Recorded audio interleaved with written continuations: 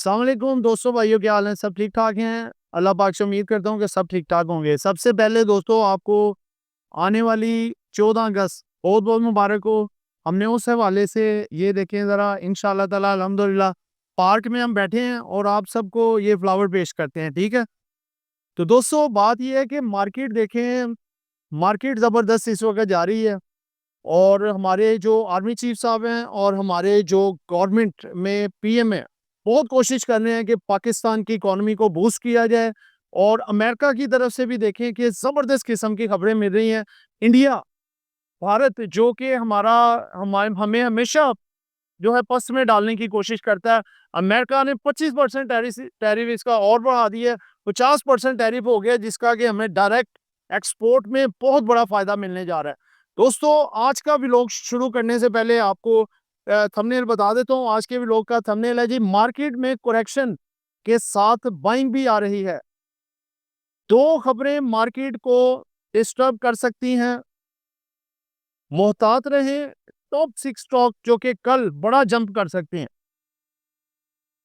दोस्तों देखिए, सबसे पहले आपको कुछ खबरें मार्केट के लिहाज से बता देते हैं जो मार्केट को इस वक्त काफ़ी स्ट्रॉन्ग रखे हुए हैं। सबसे पहले ये खबर है जो आपको बताई है, अमेरिका ने इंडिया पे 25% टैरिफ बढ़ा के मजमूई तौर पे 50% टैरिफ कर दी है, ठीक है।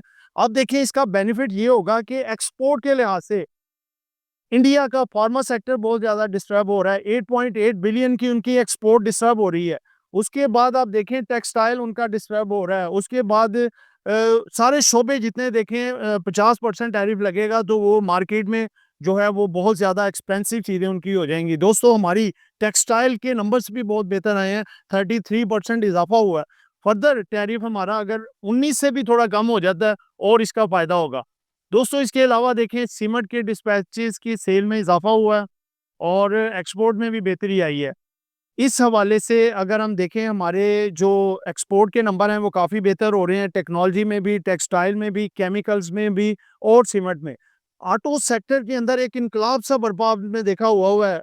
एच का जो एक्सपोर्ट कर रहा है, जापान में गाड़ियाँ भेज रहा है। सेज़ियो की गाड़ियों की सेल ऊपर आई है।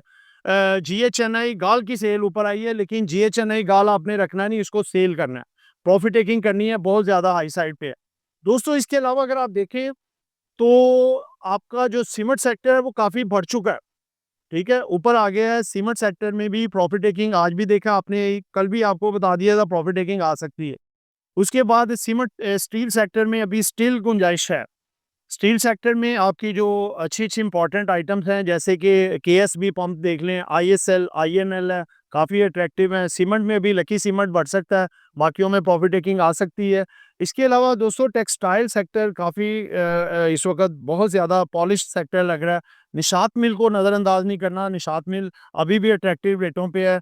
एक तो एक्सपोर्ट के लिहाज से बहुत बेहतर है, दूसरे नंबर पे निशात ग्रुप जो है वो गाड़ियाँ एक्सपोर्ट करने जा रहा है। गाड़ियाँ एक्सपोर्ट करने से मुराद कि जो है, सॉरी, निशात ग्रुप जो है वो चाइनीज़ जो कंपनी है चेरी, उनके साथ एग्रीमेंट हो रहा है। गाड़ियाँ पाकिस्तान में पहले बनाएगा, पाकिस्तान भी बेचेगा और दूसरे मुल्कों को एक्सपोर्ट भी करेगा। लिहाजा निशात मिल यहाँ से भी डबल हो सकता है, इसको अगर आप कुछ 4-6 महीने होल्ड रखें।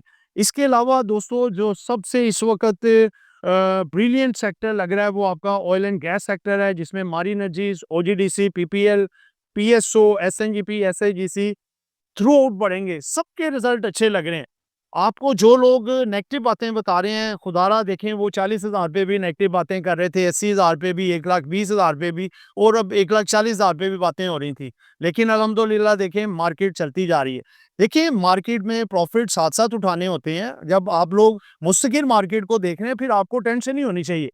जब आप डेली बेसिस पे देखें, हमारी स्ट्रेटेजी होती है 20-30%, 40% हम प्रॉफिट उठाते हैं। तो हमारे पास जैसे ही मार्केट में करेक्शन आने लगती है, हमारे पास तो माल काफ़ी सेल हो गया होता है, फिर हम मुहतात होकर बाइंग करते हैं, ठीक है। तो लिहाजा दोस्तों, बात है, खबरें अच्छी हैं सारी।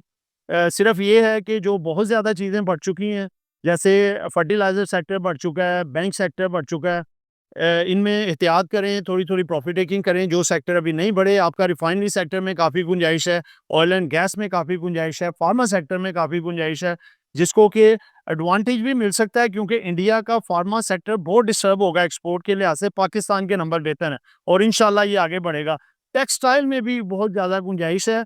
टेक्सटाइल में भी आप जो है वो देखें, जैसे ILP है, निशात मिल है और गेटम, ये आगे मजीद बढ़ सकते हैं। तो दोस्तों बात ये है, कुछ स्टॉक हमने आपके लिए निकाले हैं जो कि ब्रिलियंटली परफॉर्म करने जा रहे हैं। मार्केट देखिए साथ साथ करेक्शन भी ले रही है और साथ साथ उसमें बाइंग भी आ रही है।